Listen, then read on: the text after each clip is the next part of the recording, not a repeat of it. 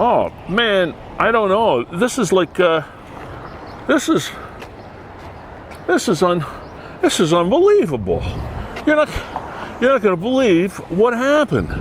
So I'm at work in the office getting ready to do the show. Some guy comes up to me, I don't know, smacks me upside of the face, like takes the office. It was just a joke. Ah, man, unbelievable. It's gone. No, it didn't give me any notice, nothing, just threw me out. Oh man. Hey everybody. Yeah, bye. Sorry about this. Wow. Season 3, episode 13 of Niagara 411 Live got off to a bit of a rocky start here. We're fueled by Gale's Gas Bars, thank you very much. We're supported by Performance Heating and Air, as well as Verge Insurance Group here in Niagara. We are powered by WeeStream. Jeez, that stings. Okay, we are heading into our very first open air show of our new season here at Fiddler's Poorhouse on this absolutely glorious day in downtown St. Catharines on St. Paul Street. We have a pretty full show for you today. We have some TV show winners. We have an update on the Katrina Blagdon situation. Her sister Kelly is going to be with us, and a bunch more. Another missing person as well. The Adamson family is going to be on the program. So we have a lot to do today. So come on in, and we'll get this episode 13 of Niagara 411 Live with Lee Sterry underway. I'm going to be a little preoccupied today, I have to admit, because I've got no office to go back to. They got all my pens and pencils and paper clips and everything, wow, I don't even know who to file an assault charge against. It's just crazy.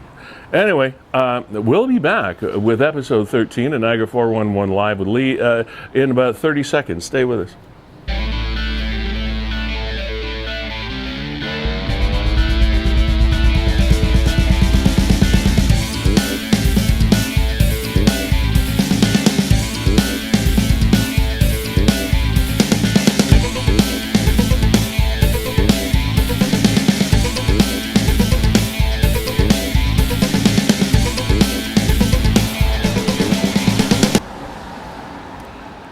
Okay, hey, welcome into the program, and that, ladies and gentlemen, of course, a terribly tragic scene that happened this past Saturday night at Hernder Family Estate Winery, and one of Niagara's most often visited destinations for a number of reasons. Obviously, their wines, but so many events take place, and as a matter of fact, it was just that day that an event was taking place in the banquet hall, etc., that you see on fire right now at Hernder Winery. And oh my gosh, we send our condolences out to one of Niagara's longest standing supportive families. And Kevin, this video was actually, we have to give credit to an organization called News Media 607. They had a drone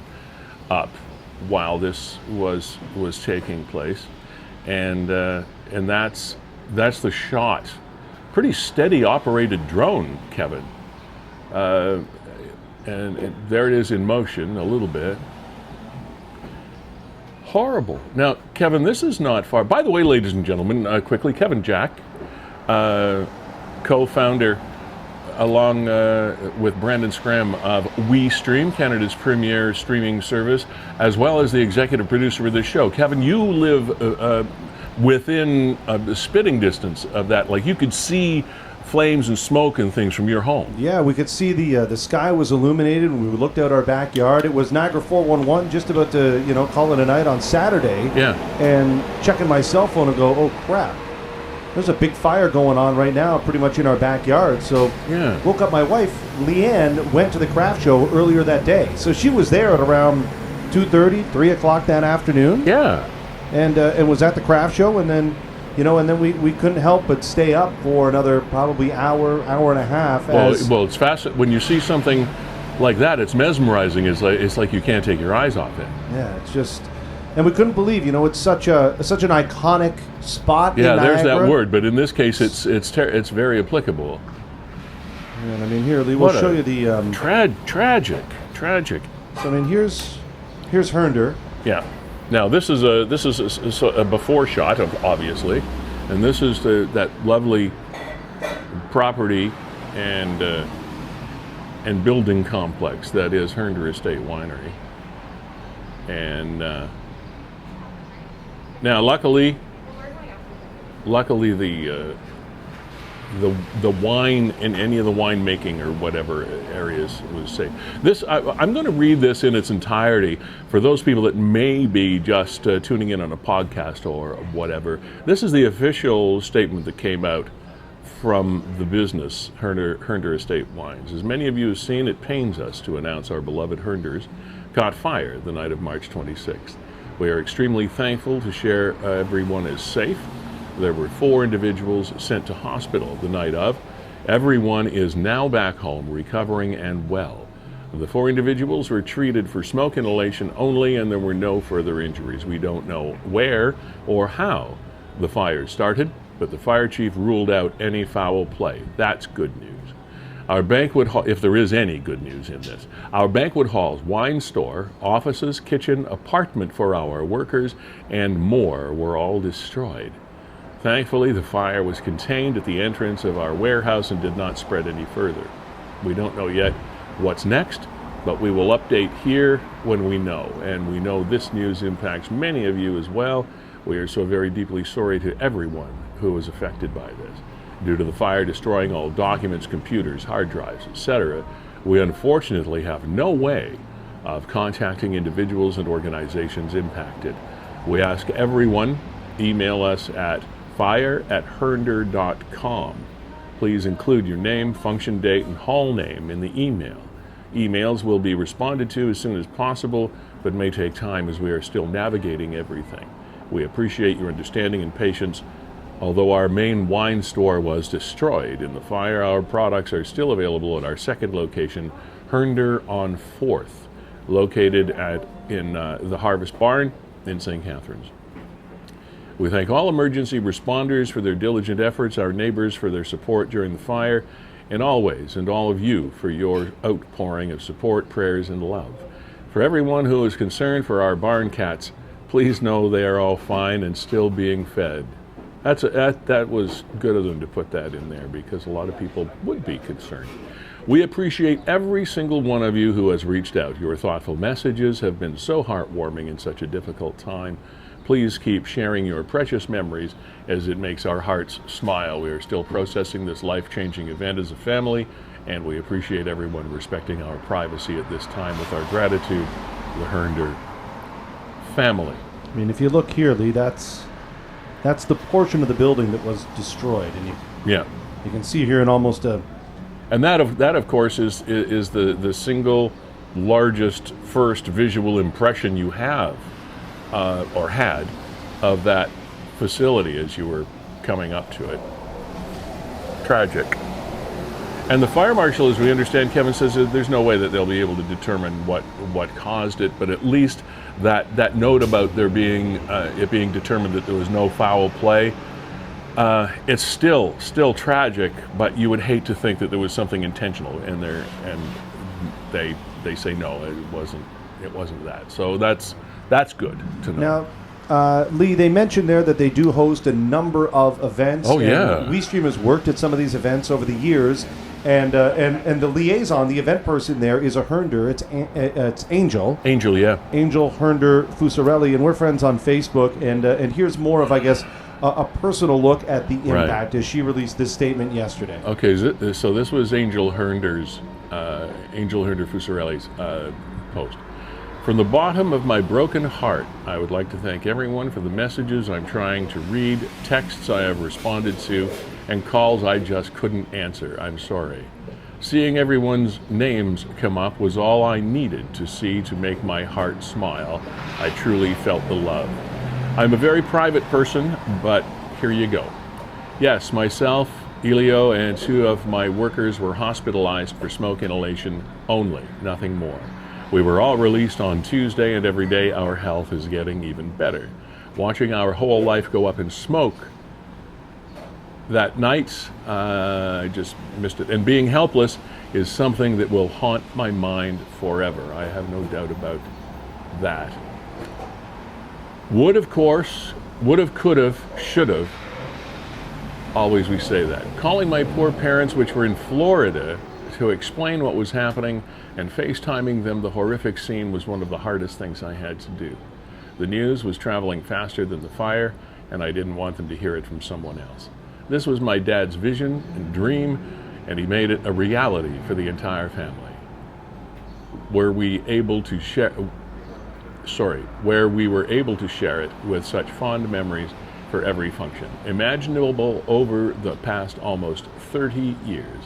Seeing people post their memories will take me months, but I promise I will read every word when my mind allows. I'm utterly devastated and gutted for my family. This truly was like losing a part of our family. Huge thank you to the Sicking family that opened their home to us that night with water, warm blankets, and huge hugs was so comforting. They lost their greenhouses a couple of years ago and just knew what we needed as they went through the same thing. All the neighbors came together with some other family members, you know who you are, brought more than enough clothes, food, toiletries, money, and gift cards for our 4 workers that lost everything. They now have a new home thanks to the Wileys. I did post a public statement on our website and Herndon's social media pages for more details. Thank you to all my dedicated workers that came in the next day to help clean and help put us back together. We appreciate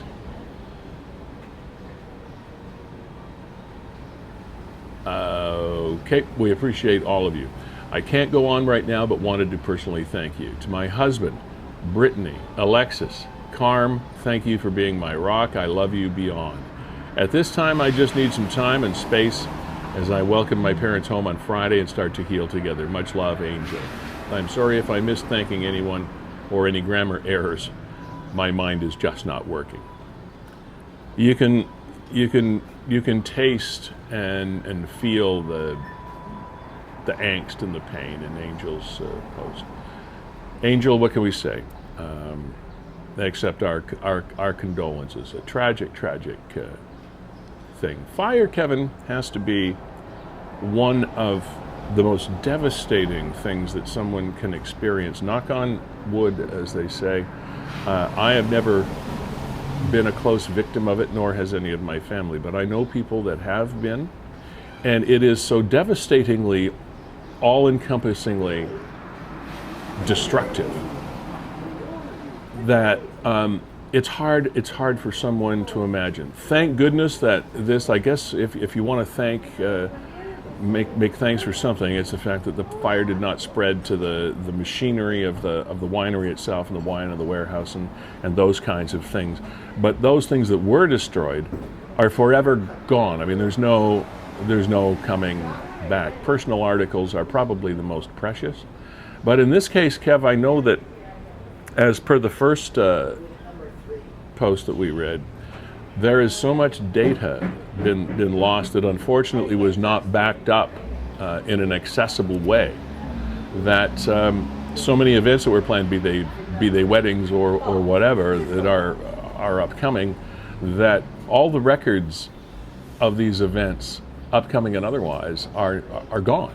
I mean, just looking at this photo here, Lee, and if you're wondering, you mentioned we live so close. Yeah. In the days following, my wife and I went by there and took some photos. And just so you know, this is before Herndon and the city of St. Catharines asked people to not do that. There were a bunch of people just going to see the aftermath. Yeah. And this photo, I mean, just pains me. This is the front entrance to that centuries-old barn that we were looking at earlier. Just last summer, Lee, we streamed a wedding there, and this, the bride and her father walked out of these doors and down that circular path. Yeah. And this is what's left of it. I mean, I know that my wife and I didn't go to all of the events that were there, but we went to many of them. One of the staples was the huge Christmas craft show and sale, and the Hernder family was always out in fine force. You could enjoy some nice hot cider or a glass of wine, and it was just one of those really wonderful events that you look forward to. Now I know Christmas is a few months off, but you don't know whether something like that will be available in time, and it's not really important for us. It's just those are the memories that so many people in Niagara have, like the craft show that you said your wife went to just that day, and it's like, holy cow, life changes and takes different paths so quickly. That expression always comes to mind. Life is what happens when you're making plans to do something else, you know? Anyway. I just think of all the people that are affected, from everybody that works there, and then even people like friends of the show, David Green, who over the last few months had built up a steady following of a dinner comedy show there. Yeah. And, you know, it's hard to do that. It to the point that they were getting sold out month after month after month, that it's hard to build that following. And, you know, and they put out a little statement. I should throw this up. We don't need to read it, but just let you know that the Garden City Comedy Festival, they put out a statement, as a lot of people did, just, you know, wishing Hernder and the Hernder family. Yeah, good for you, David. Beautiful venue, huge part of the community, etc. And, of course, they're going to look after the people that purchase tickets for their April 23rd show and all that stuff. I don't believe anybody is going to leave anybody hanging or out of pocket or anything like that. It's just, it takes time to regroup. I mean, first of all, you have to deal with the shock. And here we go with what's coming up tomorrow night. We're going to shift gears right now. Talk about an iconic building. Gatecliff Arena would certainly fit into that category to the power of 10. This Friday, that's tomorrow, this is Mayor Senzik's post, April the 1st, and this ain't no fool's joke. The St. Catharines Falcons play their last regular season game at Gatecliff, just down the street from us here, right at the end of St. Paul and just off Geneva. Tickets are just $5 a person, and the Falcons Hockey Club have organized a night of family fun, including a pregame skate at 5 p.m. There's a presentation to Rank and Construction for 10 years of sponsorship of the gate.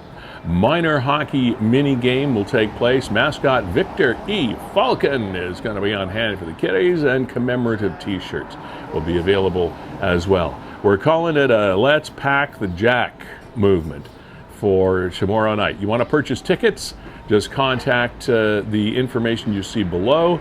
Patricia Altoft, P. Atholtoft. Right, at gmail.com. Sorry. Anyway, you can see it. Oh, there you go. Hey, $5. Let's pack the Jack tomorrow night. $5. Drop in, get your tickets. 905-646-6400. Okay, yeah, pack the Jack. Now, this will be the Falcons' last game. And joining us to talk about this is Kathy Powell. She's a curator of the St. Catharines Museum. If you've ever been by it in it, Lock 3, right along the canal, you might have seen Kathy running around. Welcome to the show, Kathy. How are you today? I'm great. How are you? I'm super. Thank you very much. Now, this is probably one of St. Catharines' most historic sports complexes, if not one of its most historic buildings. Period. The Gatecliff Arena that's been sitting in that such obvious location for so many years. What's the Can you tell us a little bit about the heritage and the DNA of the gate? For sure. It was originally known as the Garden City Arena, which you probably know. It's had a few names over the years, but Garden City Arena. And it was in 1937, the city didn't have a public enclosed arena. And so there was a move afoot by the local population to build an arena. They actually had an arena or a rink in that area over on Riordan Street that was kind of a semi-outdoor kind of rink. And so the move was afoot to build an indoor rink. Back in the 1930s, you actually had elections for council every year on January 1st. And the question went to the population on January 1st, let me see if it went on 1938 or 1938, January 1st. Okay. Went to the population to decide whether to build the arena or not, and came back successful with a vote of 2,342 people voted for the arena and 624 voted against. A resounding success. Yeah, the numbers look so small, but that's actually a good turnout for that election. Well, yeah. And so they expected that the cost to build the arena was going to be $80,000 at the time. And the plan was to have the municipality pay for $40,000 of that, and then fundraising to pay for the rest, which is why it had to go to the population for vote. Right.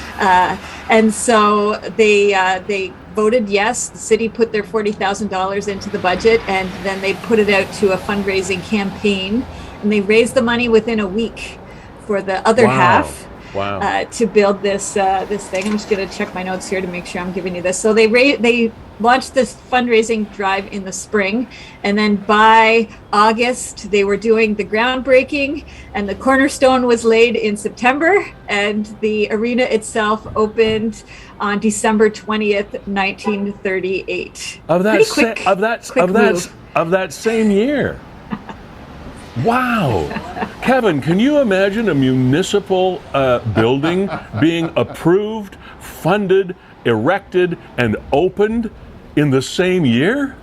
Never happened. That is astounding. So Wow. The arena was run by the Board of Parks Management. It was kind of like an at-length board, almost like the library board at the time. And they actually wanted to call the arena, this I thought was interesting, wanted to call the arena the St. Catharines Winter Gardens. Oh. And City Council said no. Well, that's very classy. And so they decided to call it the Garden City Arena. St. Catharines Winter Gardens. I love that. And so on opening night, they invited the Toronto Maple Leafs to come and play. Yeah. And they played a 3-period game where each period was like a mini game with each of the senior hockey teams in Niagara. So they played the St. Catharines Chiefs, the Niagara Falls Cataracts, and the Port Colborne Sailors in each one of the mini games. Now, do you have any of this documented or displayed or whatever at the museum? It's not on display, but we do have information about it Cool. in our research reference library, as well as some of that information is on our online searchable portal. That is entirely fascinating when you and that's the benefit of history, because how many people watching this broadcast today had no idea that it was almost the St. Catharines Winter Gardens, and no idea that the Leafs played 3-period games down here on opening day. The fact that it was proposed, approved, voted on, built, and opened in less than a year is astounding. Municipal governments across Niagara take note of how this can be done. I think it made a difference that you were elected every year. I guess. So, if you wanted to get things done, you had to do them within your time. Get her done. So also, it wasn't just the Maple Leafs who played there. Yeah. Also, the Detroit Red Wings played a game with the local teams as well on the same opening kind of weekend. Okay. And then a few years later, in 1953, the Montreal Canadiens came and played, and Rocket Richard played in that game, played as a fundraising game for St. Joseph's High School. So there have been some. And then the Toronto Maple Leafs, I'm sure you know Conn Smythe, who was their just their a little head bit. GEM guy. He actually said about the Garden City Arena that it was one of the best arenas in the country. And the Maple Leafs came and played practice games here for a good chunk of the early 1940s. They played out of the arena. And so I'm sure that was great for local hockey. But the arena wasn't just hockey. We got to remember there were others. The St. Catharines Winter Club, which is a figure skating club, has skated out of there almost since the beginning. Right. And of course, all kinds of community events happened there. I remember as a kid seeing the circus there. Yeah. There's been, even now with the Rex Steimers, which is the kind of adjacent arena, which was built in 1966. There's indoor volleyball being played in there. Lacrosse has been played on the dry floor at different times. So lots of things, all kinds of community events have happened at that building over the years. Fascinating. Now, I know that you deal with history as opposed to the future, but do you have any idea? Has a little bird told you anything about what's going to be happening with the site of the arena? Yeah, I don't know at all. No. And that's okay. That's not your job. That's not your area of expertise. You work with the past. Right.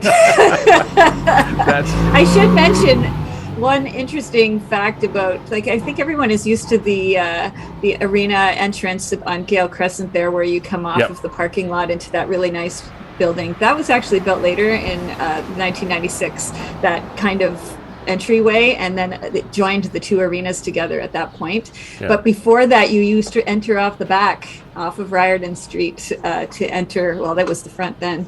You used to enter off the other side of the arena. So it's hard to even imagine that you're not entering off of that kind of flashy entranceway and you're coming into it's kind of like you see a lot of these arenas. They were all very similarly built in that era. Right. Flat entranceway, nice grand entry that came right directly into the arena itself. Well, we're going to try to fill the old barn tomorrow night. That sounds great. Yeah, the Pack the Jack movement is on, and Kathy Powell, we really appreciate you joining us. Kathy is curator of St. Catharines Museum, located at Lock 3 on the Canal Road, right beside the canal. Fascinating place to visit. If you have never been there or haven't been there in a long time, you gotta go. Come on out and see us. Absolutely. Kathy, we appreciate the history lesson. We've all learned something today, and we wish you success in the upcoming season. Hope you have a busy one. Thanks so much. Have a great day. Yeah, you too. Cheers. All right. Bye.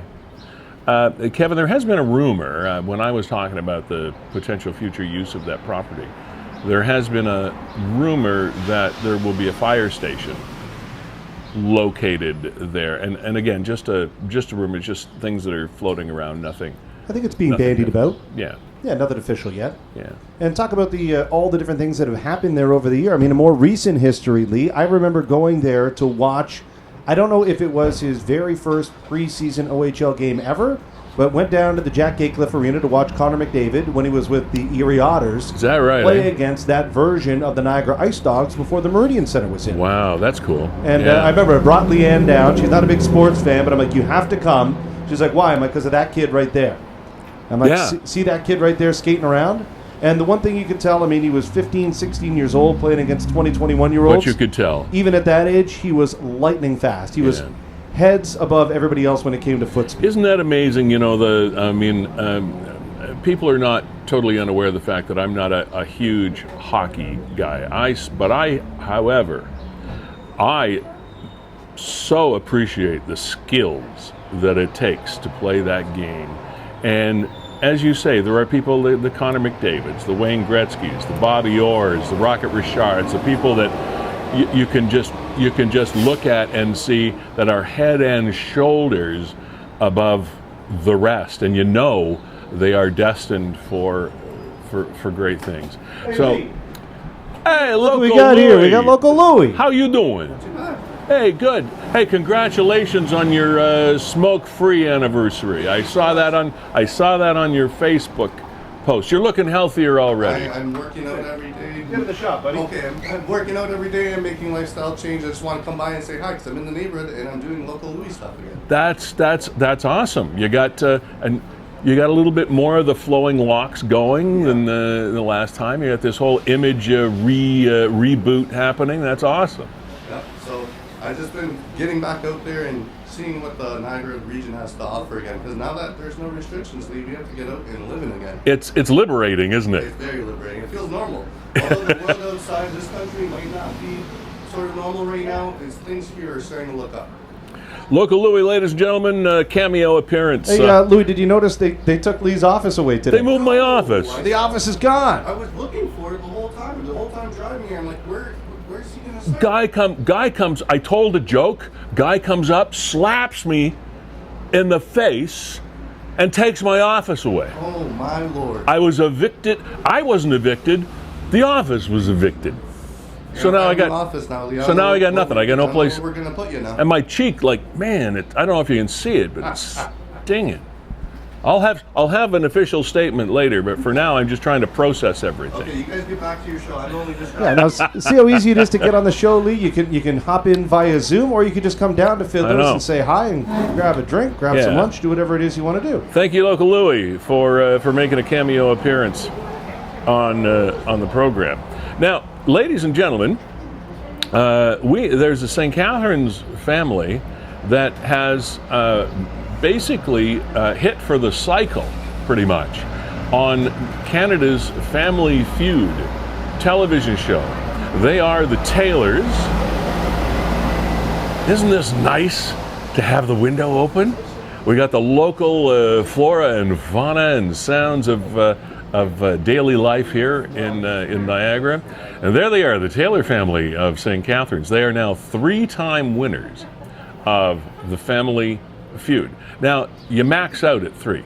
It's not like Jeopardy where you keep coming back until they throw you off the stage. It's like 3 times, and you go away as ultimate champions. And the Taylor family has done that. Do we have Stephen standing by? Awesome. Stephen Falk is joining us right now. Stephen, welcome to the show. How you doing? I'm doing well. How are you? I'm good. Now, how are you involved with the Taylors? So Madison used to be Taylor. Now my wife Falk. Okay. But I've known all of her siblings, all the 4 of them, since the twins were 9 years old. So it's been a real long time now. I almost don't remember. So you're sort of a Taylor family member by marriage. That's right. That's right. I'm by marriage, but I've known them for almost ever. So first of all, congratulations on the three-peat. Now, second of all, people probably would have 1,000 questions for you. Over what period of time did this happen? Like, when did it? Because I know the things are taped and then released, etc. So when did this whole journey start for you guys? Yeah, so this might have started, I think, last April. So if people don't know, currently they're already starting to do auditions for season 4, which will be filmed this coming September 2022. Right. So they're already starting. So we prepared our interview, or our initial, try to get on the show. We had to film your interview or whatever. Yeah. Last April or May, I think we did, and then we started the interview process. I believe there was 5 interviews that we had to do. So that took all the way from probably May 2021, right. All the way through until September timeline. Okay. And then we found out that we'd be on the show in November, around October. So it was a long haul, lots of meetings and lots of talks with producers and the casting crew. And what did they ask you? What sort of hoops did they make you jump through? Because I know they want to, they have to do their vetting of the people, etc. What did they want to know? Sure. Yeah. So for our initial audition video, one of the main things that we had to do was show what's exciting about your family.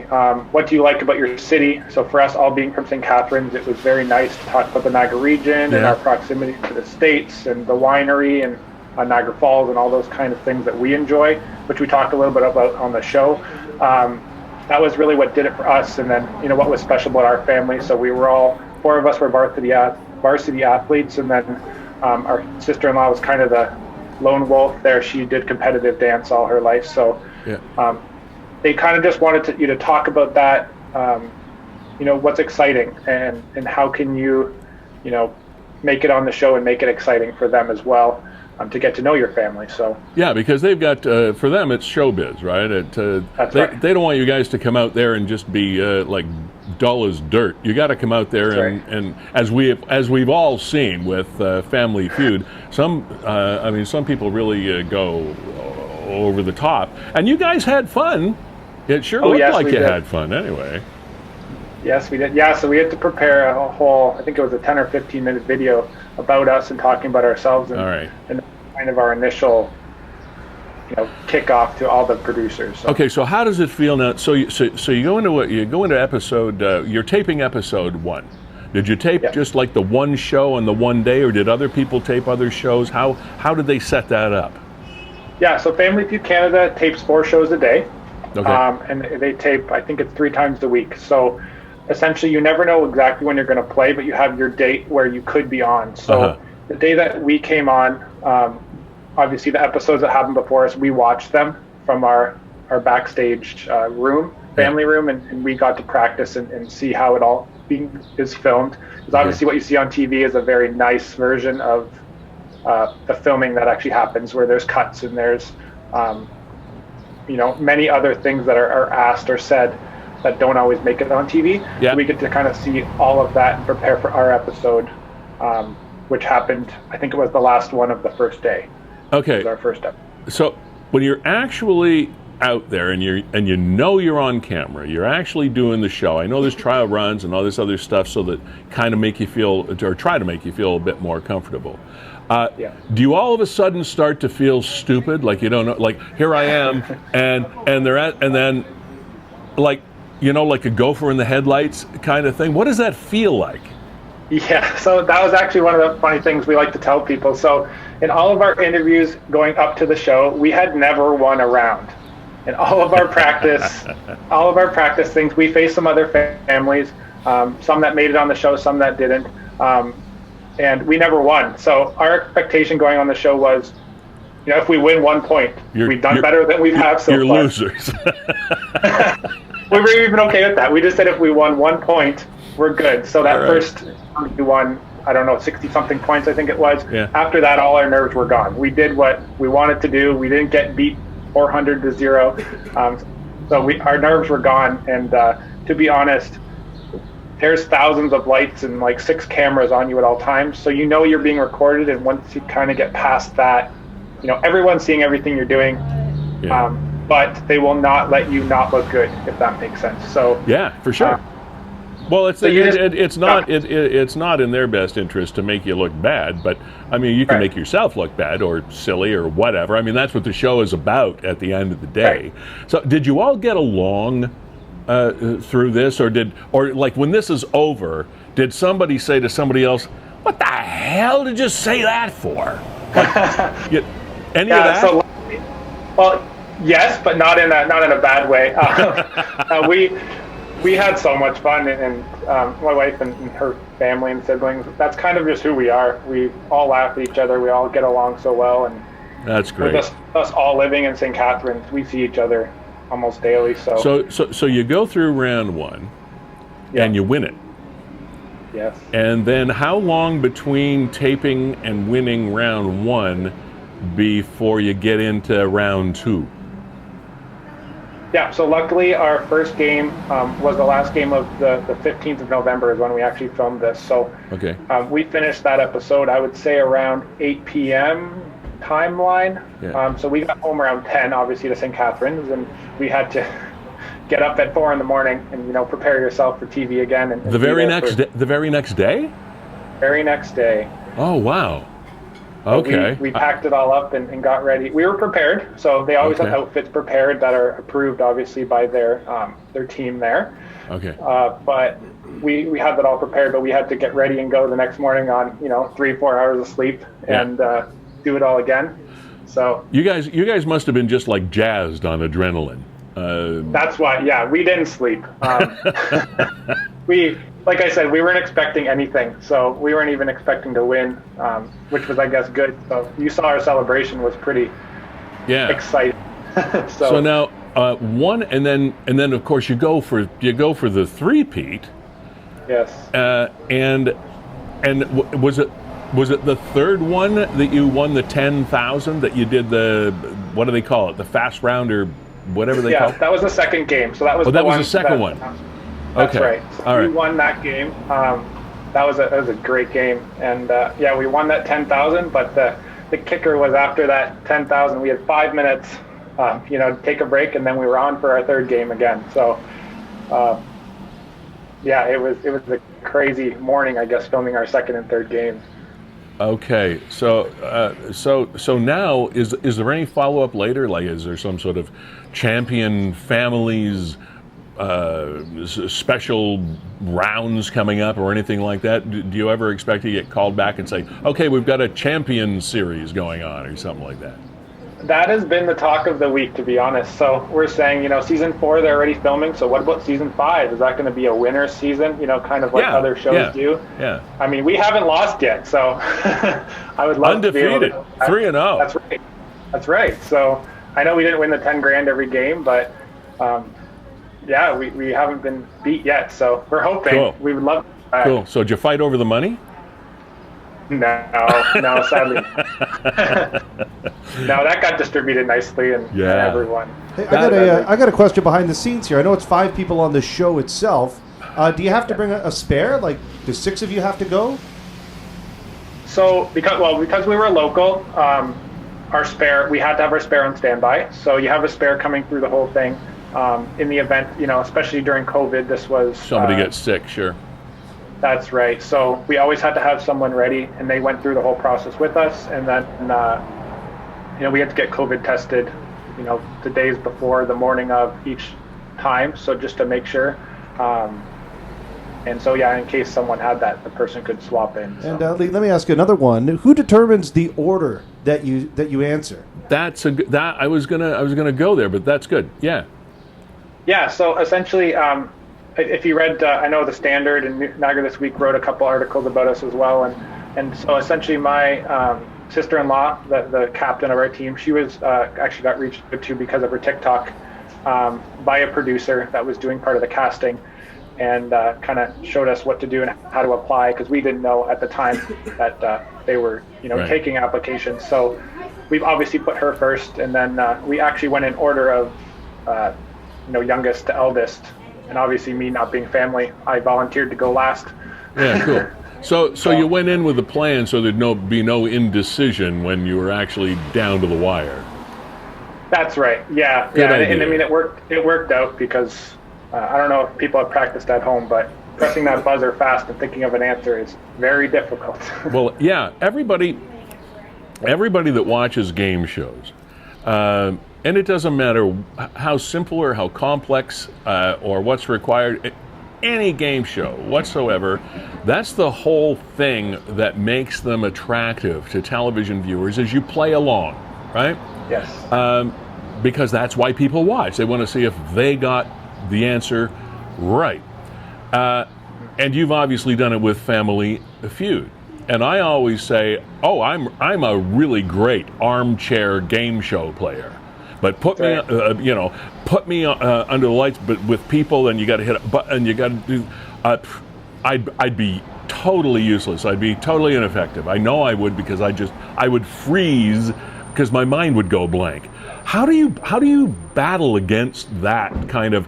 Oh, I should know this, and I don't know this. How do you get past that? Yeah, I've got that question a few times this week as well. Actually, some people said, when Jerry would ask me the question, I would answer immediately.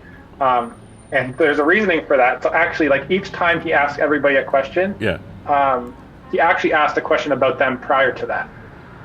So the actual filming is about an hour and a half. So you're having a chat with him prior to answering your question, which sounds great. You're just like, I'm just talking about myself. Okay. But you're trying to think of an answer while, smiling, looking at him, doing all the proper things you're supposed to do. Okay. While also trying to think of your answer and answer his question. So Right.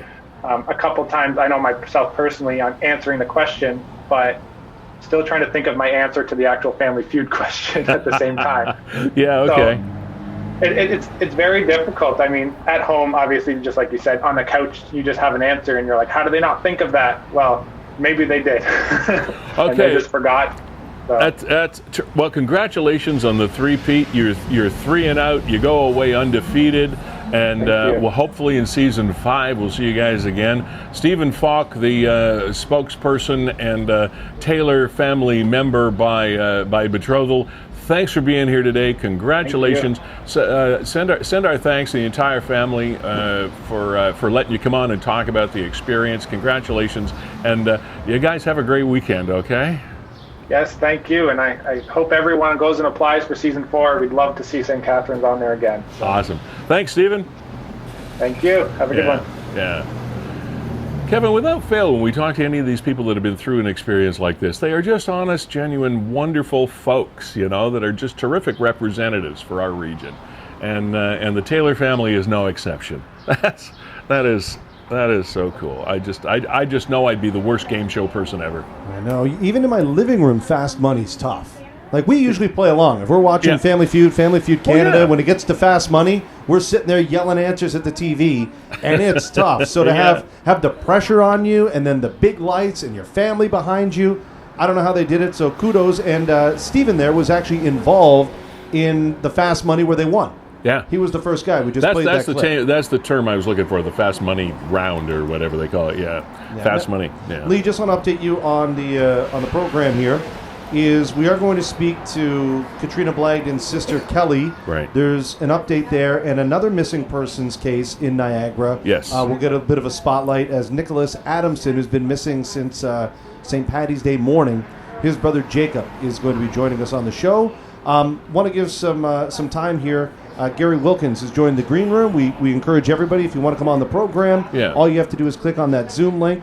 And I'll let you know when Gary's ready. He was ready a second ago, but since he's turned his camera off. While we're waiting for a second, I do want to acknowledge our sponsors once again. This is Niagara 411 Live with Lee Sterry. We partner with Nick and all of you that are contributors to Niagara 411 Facebook news and information page. Also, we are fueled by Gale's Gas Bars, fueling Niagara for well over 50 years and continue to do so. Last week, we were pleased to talk about the LGBT plus Chamber of Commerce. As per Gale's, you see the rainbow bars at the top of that post. They are the registered. What is the term? I just completely lost. See, that's what happens. Rainbow registered. Rainbow business. registered business. Yeah, and it's a fascinating. So one of the many ways that Gale supports the community, and we appreciate their title sponsorship here on the show. Carlo and the gang at Performance Heating and Air, as always, we appreciate you being here. This is getting into air conditioning update season now, so I'm sure you guys are pretty busy. Mark Shirk, Blake Shirk, and the gang at Verge Insurance, another born and bred Niagara company for all your insurance needs. Thank you, Verge, for your support. Powered by WeeStreem. And Kevin, if we get a few minutes, we'll talk about what you guys have going. It's turning into a busy season for you as well. WeeStream is the company that streams a lot of your city council meetings, your municipal meetings, etc., and around the region. And they are very, very busy. So thank you to all our supporters. And if you are, we do have still one sponsorship opportunity available. So if you run a business or a service or whatever, and believe me, it's certainly cost affordable and cost effective. Kevin, we still have to do that piece when we get time to put it together. We meaning you. We still need to be able to do that piece to sort of blow our own horn a little bit and let people know exactly how cost-effective advertising on this show is, because we don't have many advertisers. As I've said before, we're not like NASCAR where we've got labels all over us. We have a maximum of 4 sponsors, Gale's being our title, and we of course have Performance Heating and Air as well as Virgin. We have one opening. Your logo might be right there, if you so choose. Yeah, but Lee, in a nutshell, I mean, if you are an operator of a business and you're looking at this show now going, well, what kind of numbers did they deliver? 2021, we delivered over 1 million views, and we are about 10 times more efficient with reaching people in Niagara than buying a Facebook ad. Yeah. So it'll Well, think cost you about 10 that. times more to reach the same number of people, even if you were to have a targeted Facebook ad that just looked at people in Niagara, than you would by sponsoring this program. And actually, you used the word reach. Actually, the views are over 1 million. The reach is over 3 million. 3 million. Yep. And like 95% of those people are right here in Niagara. Yeah. So if you're a Niagara business looking to reach Niagara people and looking to get your message across, embrace new media. Okay, Mr. Executive Producer, where are we going next? We are going to Kelly Blagdon. December 31st, 2021 is a day and night that will live in infamy here in Niagara, not to put too fine a point on it, when Katrina Blagdon went missing. She is a Canadian Forces alum. She served her country, served her community. On the morning of December 31st of 2021, she went out for a run or a walk, or so we think. And her the last known sighting of Katrina was at the name of the sub shop on 4th Avenue. It's Fireside. Fireside Subs. Her green Jeep was left behind. Her belongings were left behind in her home, i.e. keys and purse, etc. And since then, a relentless search for Katrina has been maintained by her family, and joining us now is her sister, Kelly. Kelly, welcome back to the program. You here in St. Catharines? You in Ottawa today? Today I'm actually in Ottawa. Okay. So I know I saw a post saying that you were trying to, this is a ways back, trying to recruit people for the search this past Saturday, March the 26th. And you were meeting at a location in Niagara Falls to begin that search. Tell us first, before we go forward, about last weekend. How many people came out? How did that go? We actually had about, I want to say 26 people show up, Okay. other than family. Okay. And from there, we did split into 3 different locations. The support is overwhelming since day one. Okay. Just continues to grow. There were 2 finds that day, but they're not related to Katrina, and it's hard to say if they were even human because they don't come back to us, the police, and let us know. But forensics did attend both scenes. All right. To bring us up to date a little bit, we noticed, as Kevin put up on the screen a little while ago, we have a new post that went up on Niagara 411 today and elsewhere, I'm sure, that there is now a $20,000 reward being offered for information leading to the location of Trina. Is this something that is this is family supported? This is 100% family and very close friends. Currently, we are trying to engage the public by selling Trina's Army t-shirts so that all the proceeds will go towards the reward fund. Okay. So the big piece of news, if you will, from our perspective this week was the fact that it was released that there was a ping from Trina's phone, apparently a couple of days after her disappearance, in the Beaver Dams, Ormond Street kind of location, not too far from the canal. That was a couple of days after her disappearance. We were just hearing about it this week. Can you bring us up to date on the evolution of that story? What the backstory is on that? So that's actually information that we have had since the first week of her going missing. Okay. We did keep it to ourselves because we figured that if we could get that information, then the police should obviously be able to get it as well. People were beginning to question why we had moved into Feulled South area, and this was why. We don't believe that Katrina had her phone herself that day. And the reason that we don't believe that is because the police have never been able to confirm a visual sighting of her past Firehouse Subs. Okay. So has there been a thorough search of that area where this pinging took place? There was actually a search done there yesterday, and forensics did attend. I don't know much more than that right now. Okay. I do know that they attended for about 2 hours, I want to say. So, and that was the question that we were wondering, is whether there was any indication that Trina did have her phone with her at the time that ping took place. And you believe that she did not? No, I do not believe that it was Trina using her phone that day. Or because, correct me if I'm wrong, Kelly, we were under the impression that all of her sort of personal belongings, like those kinds of things, she left behind that morning. Is that correct? In the house? We no longer know correctly what she left behind or how certain items made it into her home. There is no confirmation that she made it home after firehouse subs. Okay. From the police or any private investigator. Do you? And I'm sorry if I'm probing something that I shouldn't be in. I really don't want to make you feel worse than you already feel. I'm just trying to get.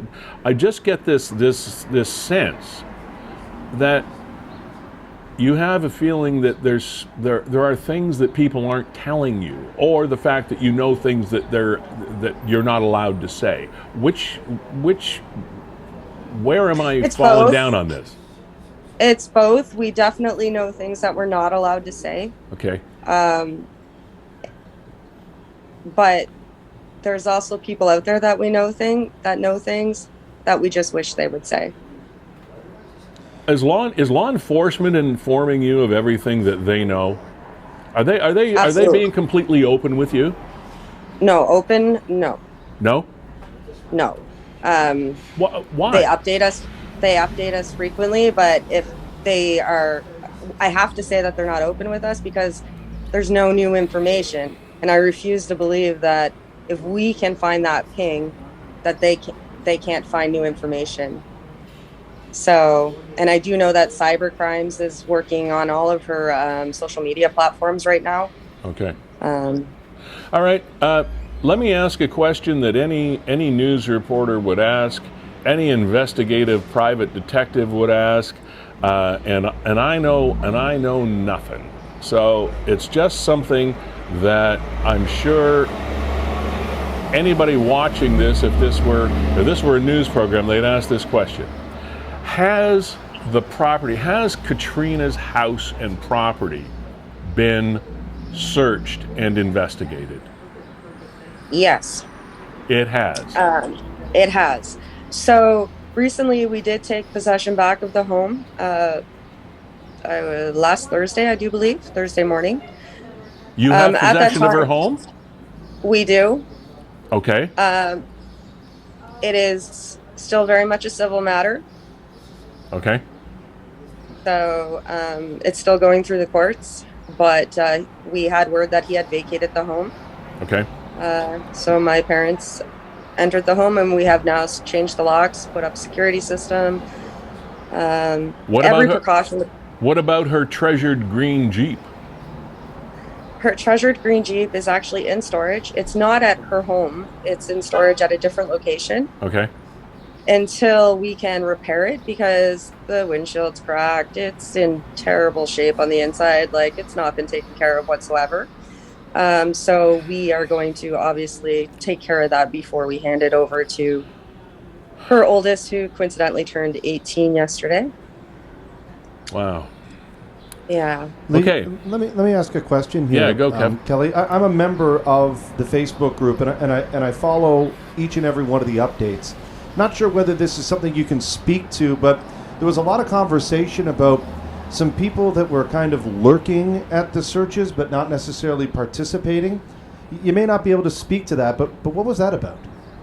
I absolutely have no problem speaking to that. We have pictures of all their vehicles. There were about 5 of them that in total. 4 of them we were able to identify on our own, and the 5th one was the one that we posted a picture of because we couldn't identify him. So that is with the detective. And we do have to wonder, like, why are these people so interested in our searches? With, like, why don't they want to help? They're not reporters. They're not police. Who are these people that are so interested that they would come to each of the search locations but not get out of their car and help? Right. It's head scratching. I would love to tell you who they were, but okay, it's a fine line for me. Understood. But that point has not been lost on investigators. Somebody knows who they are or trying to find out. It's all been sent to the detective. I must send her about 15 emails a day. Okay, well that's good.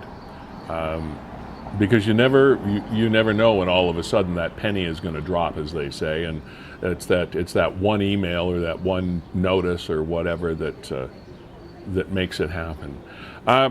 Kelly, I don't want to take up any more of your time and sort of pull you through the knothole backwards here. I know it's been just an absolutely horrible time for you and your family. And how is the family? I know this is probably such a stupid question, but how is the family doing? Are you doing okay? Like, are you getting through it? Are you managing okay? We are. We're strong, but I will say the community involvement, it's so much bigger than community. The word community doesn't even seem big enough. Yeah. It's almost like these people have attached themselves to us to help us stand up when we can, to, help us see the light at the end of the tunnel. Because right now it doesn't feel like there's any, but we won't give up. So, and as long as you keep trucking forward, you got to find the light. Okay, what's next? How can we help going forward? Have you got another search day planned? Another process? What's on the horizon? Saturday there is going to be another big search. It will be posted on the page. Everyone's still kind of concentrating on the Beaver Dams area that's not quite completed. And also there is a fundraiser coming up hosted by a lady named Paula French. It's going to be like a silent auction thing. So she's looking for business support for that to help increase the reward. Okay. Well, obviously, we're staying up to date with what's happening, and anything you need from us, again, I say just reach out and we're there, okay? Okay, thank you so much. Kelly Blagdon, thank you very much for joining us out of the nation's capital today, which is sort of the location where the family comes from. It's a military family. They are very close-knit people. Trina, of course, was ex of the Canadian Forces. And these are people that have served their country, served their community, and certainly nobody deserves the kind of emotional trauma that this family is going through. Kevin, some interesting information from Kelly, because I was not aware that the premises had been searched.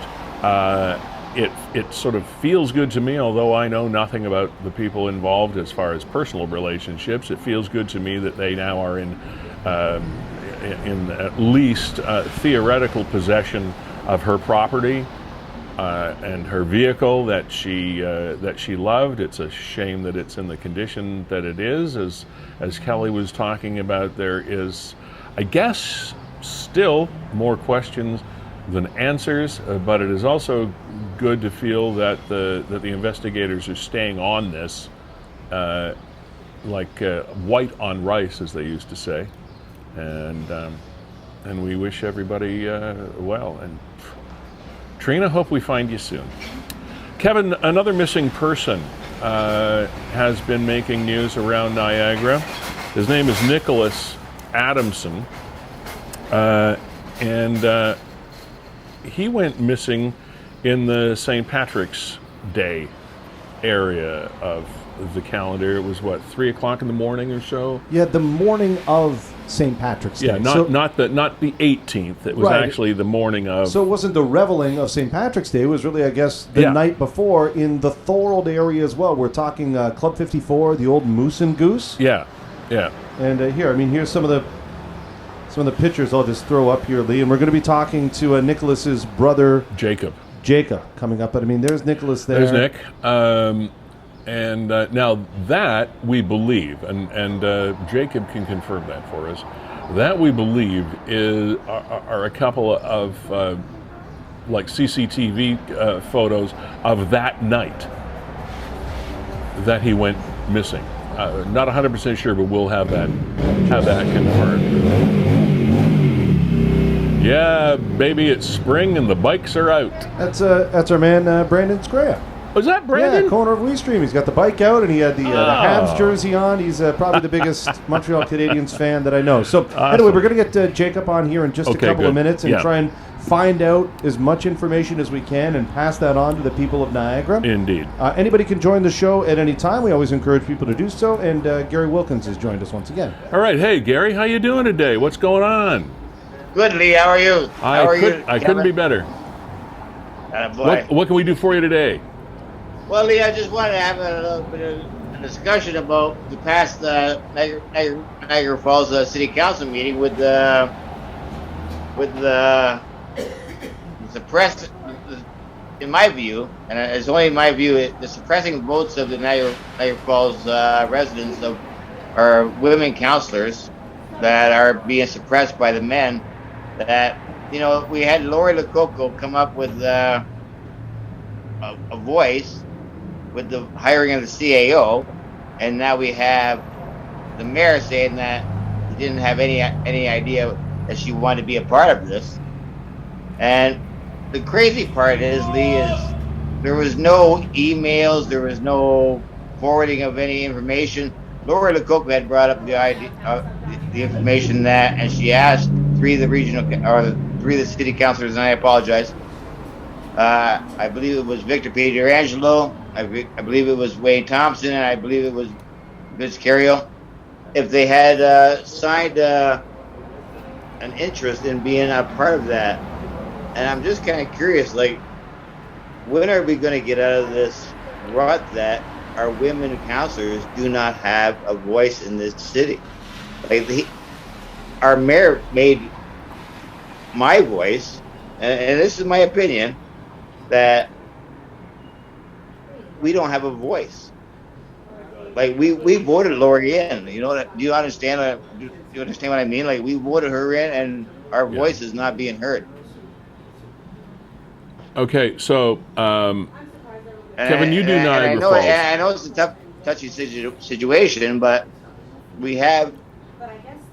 Okay, Gary, just for my Niagara Falls Council. Hey, Gary, just for my edification, rewind a little bit for me, and get to the root issue here. What is the actual topic? And if I missed it, I apologize. What is the initial root issue here?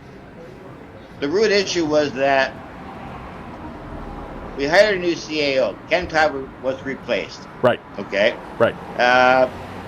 And in my understanding, Lee, is that in writing, via email, via letter, via whatever it was, that three council members, plus the mayor, yes, were supposed to have a little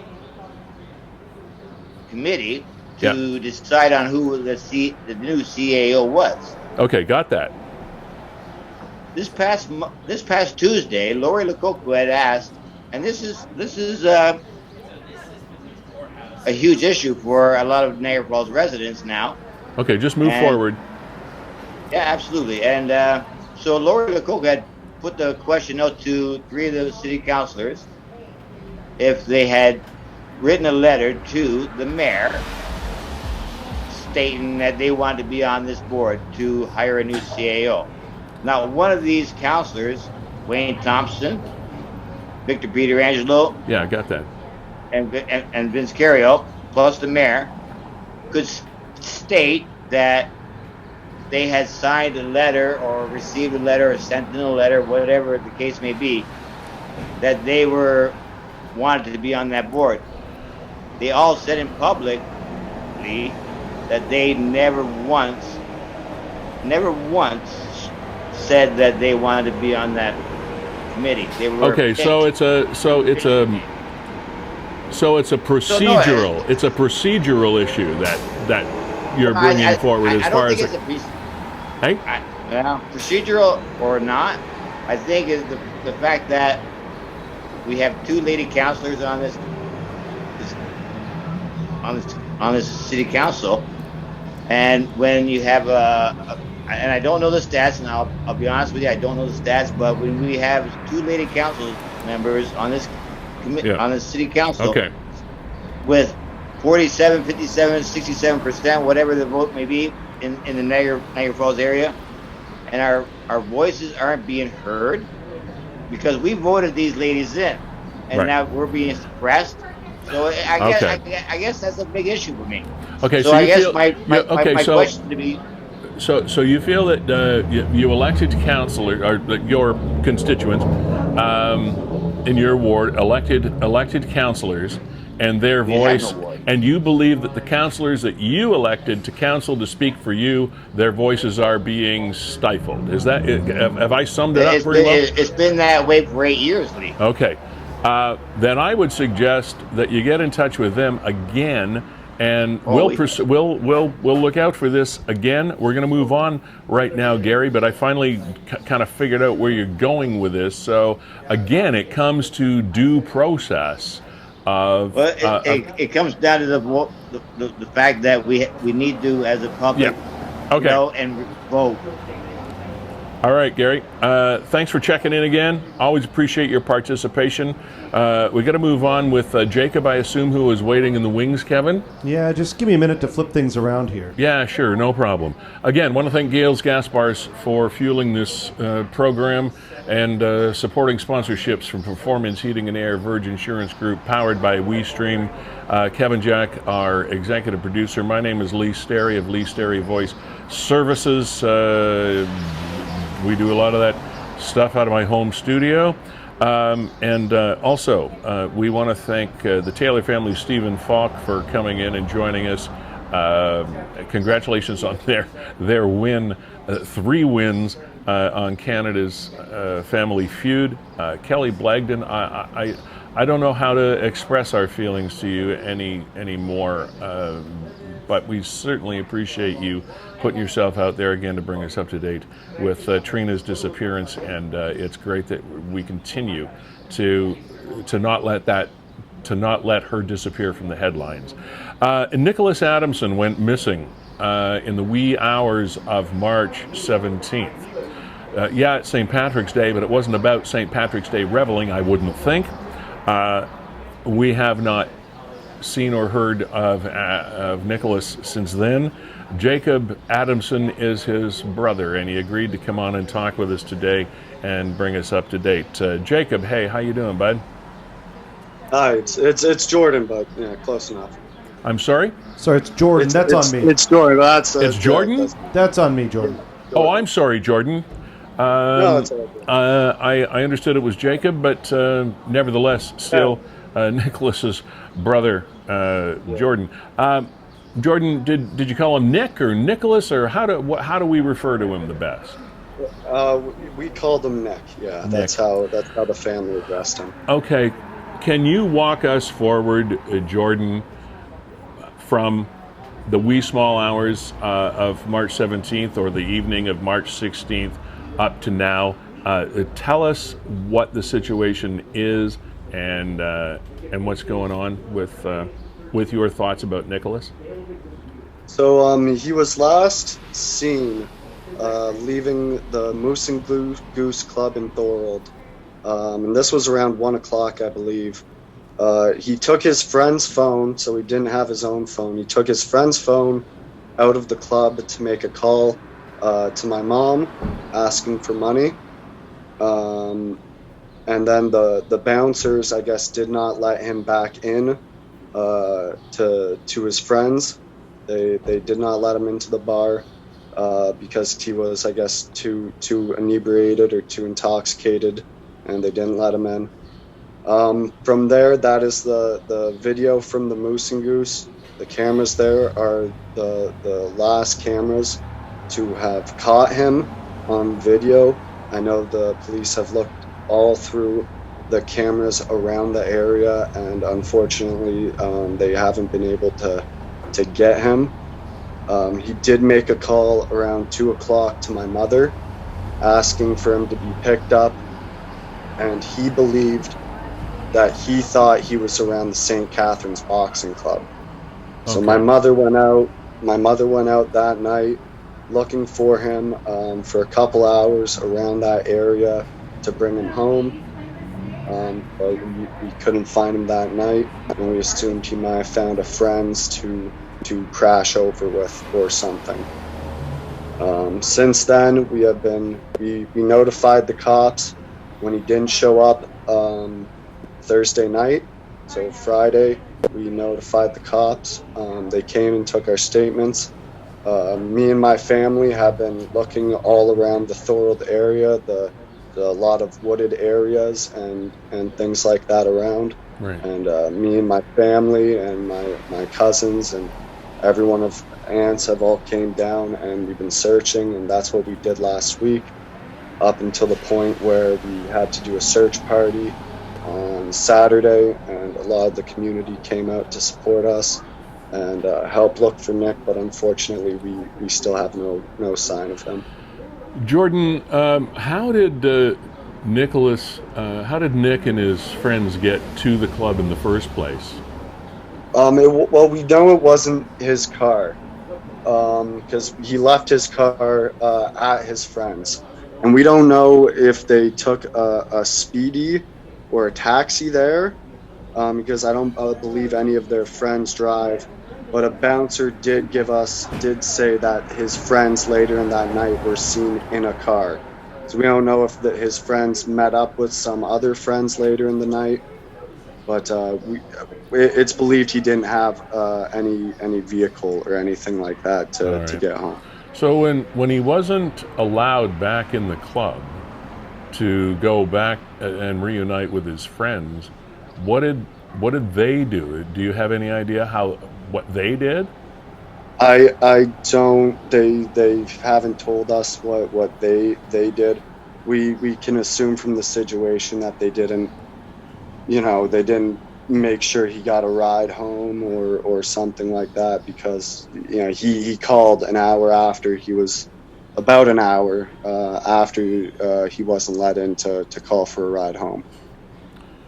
And I'm assuming that law enforcement is still investigating this case. Are you in touch with any of the investigators or detectives or whoever is looking after Nick's disappearance? Not me personally. My father and mother are primarily dealing with that, but they are still looking. They just had a meeting with my parents yesterday, and basically they're saying they're getting as many people as they can. Like, this is coming through my dad telling me this, but they won't. Yeah. They're getting people. One would wonder. I'm sorry. Go ahead. They've been reviewing footage, I guess, all through the week about and getting cameras from all around that area, but I guess some aren't good, and you can't really make out who exactly is in the videos in some of them, and some of them he's just not there at all, or they can confirm that it's not him. One would think that the bouncer at the club would be a person of interest as far as information is concerned, because he's the one that wouldn't let Nick back in the club. I can only assume that he's been interviewed by investigators or something. Is there any idea that he knew where Nick went? No, unfortunately. I know he has reached out. So he has reached out to my family and has spoken to my other brother, Mitchell, about it. And I do believe, because the police got their hands on footage, and I also believe that they talked to the bouncer, but they don't really give us an indication of where he went. All right. So he's cooperating as much as he can with the family at this point. Yes, as far as I know, he has been cooperating. He's reached out to my family. He's been talking to the police. So, okay. As well as the Moose and Goose in general, they have been cooperating. That's great. Okay, Jordan, what are next steps for you? Are you continuing as a family with the search, or are you just how are you dealing with this? It's got to be tough on the family. Yes, it's awful. We're at any place we can think of. We've now thought if maybe he did get into a Speedy or an Uber or something like that and went downtown. So we've been putting flyers and everything to downtown St. Catharines, see if maybe he did take an Uber there and ended up there and got lost. But I mean, we have friends and family friends that are helping whenever we have time or whenever we can, whenever we get an idea of a new spot we can go check out. We're looking. I know the cops are doing everything they can. They're just trying. The cops, from what I understand, they're just trying to find a direction of where he went. Yeah. Did he go left? Did he go right? And once they can kind of have a better idea, they can start doing more things. Yeah, I mean, Jordan, it sounds from your description of what you know of the events of that night that Nick was obviously intoxicated to a fairly great degree. So, I mean, that entire area. I mean, somebody could pass out, fall, try to get back somewhere. It's hard to know what the actions of someone would be, other than the phone calls that you mentioned that he made to your mom and family and stuff like that. So. He probably couldn't have gotten too far on his own. Do you think? I don't know from that area. So what we did from when he left to the call, we kind of walked. We went a bunch of different directions, and my dad had his friends go and walk an hour this way to see where you get, and we started looking around those areas and things too. Okay. It's hard to tell because of the area. It's a lot of wooded areas and trails and the canals over there. Like which way he could have gone or anything. It's so hard to tell. How can we? Is there a Facebook page or a link or something, Jordan, that we can that our viewers can hook into to follow you and help out if they can? How do we stay in touch with what you guys are doing? I know there's a couple pages. So if you look on my Facebook, I have almost all the pages that will have his thing. They're right there. They're able to share. My own page, my family all have a post that you can share to look for him. A lot of places like the 411 Niagara.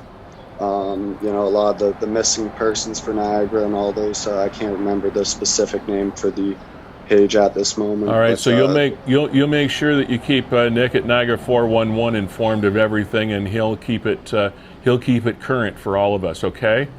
Okay. Thank you. I appreciate that. All right, man. Our thoughts are with your family, your mom and dad. I can't imagine how they feel, and you and the rest of your family. Thanks for being here, Jordan. I know it was probably hard for you, and hopefully we bring Nick home and find him soon. And keep in touch with us, and we'll do what we can to help. Okay? Absolutely. Thank you. I appreciate the support. Jordan, sorry, I booted your name at the beginning of the interview. No, it's not important. Okay. Have a good weekend. Thank you. Thank you. Take care, man. You as well. Kevin? Just gut-wrenchingly. It is. These people that are just all of a sudden off the grid. It's scary how quickly people can go off the grid so fast and in a puff of smoke. Both of these stories, to me, give me the heebie-jeebies. Yeah, they're but for the grace of God go we. I mean, they don't sit well with me. Any given moment, no, me either. Yeah, Katrina Blagdon out with her boyfriend, Firehouse Subs. Her eldest just turned 18. She doesn't walk away from that. Today, no. No. Nick Adamson, he was out having a good time. March 16th. With friends. Nobody's heard from him since? Yeah. Somebody he wasn't knows, driving a car. I don't know that somebody knows something, but you have to think that somebody knows more than they're saying. And if it was something like I alluded to earlier, if it was something as simple as him falling down and not being able to get up, they would have found him By now. So it's completely heart-wrenching, right? And you can see it. yeah. You can see it now. Now, you know, Kelly's been dealing with this for a little while longer than Jordan. I mean, there's Jordan. This is his older brother. Yeah. I mean, his older brother. I never, you know, I got my older sister. Looked up to her my entire life. And yeah, I mean, people go out and they drink. Some people drink copious amounts on certain nights. I mean, we've all been there. He didn't have the keys to a car. He wasn't driving anywhere. He wasn't doing anybody any harm. Doesn't make you a bad guy. We've all been there. It was just he was overserved. That is no slight on Club 54 at all. That's always my line. That's just a phrase. It's always my line when I wake up with the cobwebs and they say what's going on. I was overserved. Yeah, we overserve ourselves is what happens. So that is no slight on the business whatsoever. But you don't know what to say.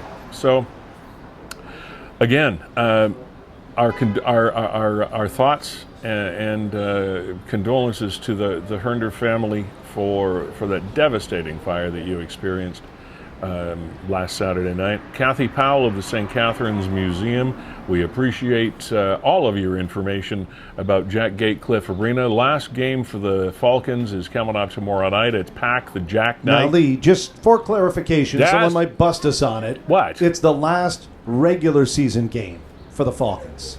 So there are some postseason games, but you never know, right? You never know. The Falcons, I think, are going in as the second seed. Right. I forget who they're facing off against, but final regular season game tomorrow night. There could be more hockey after tomorrow night at Jack Gatecliff Arena, but last regular season home game for the Falcons is tomorrow night. Going to Pack the Jack, $5 a ticket. You can go online and get them, or I'm assuming they're going to be available at the door as well. And it would be one of the last gasps for what could have been St. Catharines Winter Gardens. Isn't that now? That's got a ring again. The memory of Jack Gatecliff, wonderful thing that it was in memoriam to Jack. But it was just that was a very elegant name, I thought, for 1938. Yeah, I thought so. Taylor family, again, congratulations on your three-peat at the Canadian edition of Family Feud. Kelly Blagdon, what can we say? As always, thank you.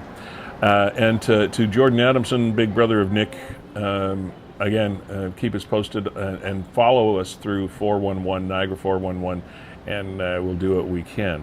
Coming up to play us off the stage as first of all, Kevin, always a pleasure working with you. And, you too, Lee. And WeeStreem, we didn't get a chance to talk too much about you guys, but you're the best at what you do. And if you have a group that needs any sort of event streamed in real time, them are the guys at WeeStreem. All right, Gales Gas Bars, Performance Heating and Air, Verge Insurance, and on behalf of myself, Lee Sterry, thanks for being here for episode 13 of Niagara 411 Live, and a band that our pal Local Louie is promoting like there he is. Promoting like crazy, and we chatted with him about last week. Jin is going to be performing here, and happy to have him to play us off the stage. Man, the show's gone fast.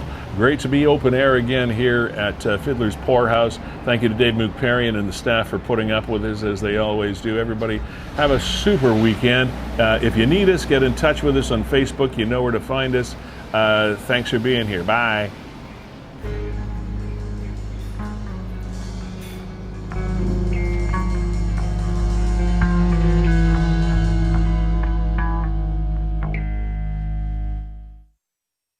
Going to do a reset here on that tune, Lee. Okay. Just Oh, here, maybe we can chat. We're doing gin. Well, yeah, we are, but technology let me down. Technology being what it is, it lets us all down from time to time. Yeah, let me see if I can hop over here. The difference being, you are the master of your own domain, Kevin. You can do this, and pull this out of the proverbial fire. I think so, as they say. I think so. Yeah. Let me just see if I can... while he's doing this, I want to give a word to the wise, because no fewer than 3 times yesterday, when my wife and I were out in a couple different vehicles, couple different drivers on our part, we've seen people run red lights that could have been catastrophic accidents, and that's just within a very small section of the city in which we live, St. Catharines, and it happens all over Niagara and other municipalities as well, I'm sure. But please, if you're out on the roads, watch for this. Don't assume that everybody is going to do the right thing on the road, because I got to tell you, we came last evening, within a hair's breadth of being in a very, very serious, high-speed car accident in the city of St. Catharines, through no fault of our own, just because somebody ran a red. It was unbelievably dangerous. And as we've been saying, it's amazing just how quickly it can happen. Right? Oh yeah, just like that, and your life changes. So watch out for the other guy or girl or whatever that's behind the wheel. Kev, are we ready to rock? Yeah, this song is called Get Back, and it's Gin. All right. Take care, everybody. Thanks again for being here.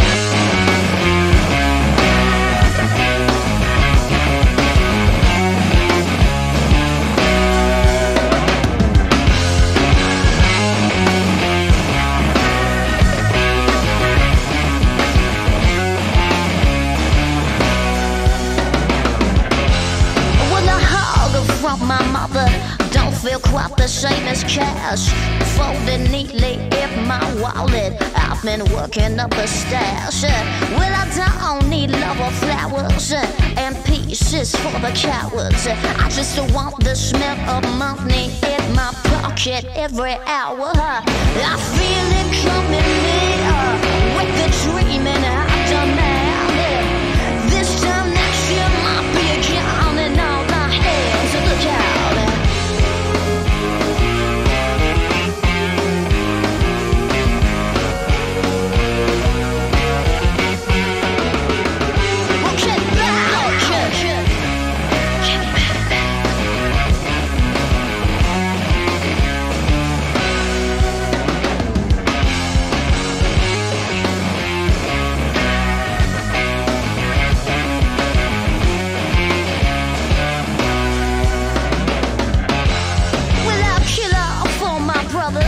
For a lower price on gas. Yes, I'll do it for the dollar. I'd watch the market crash. Now I'm begging for your power, but you judge me from your tower, and you take the means to buy it from my pocket every hour. Listen, I feel it coming near with the dream, and I demand. You know, this time next year gonna be a gown and all my hands to the ground.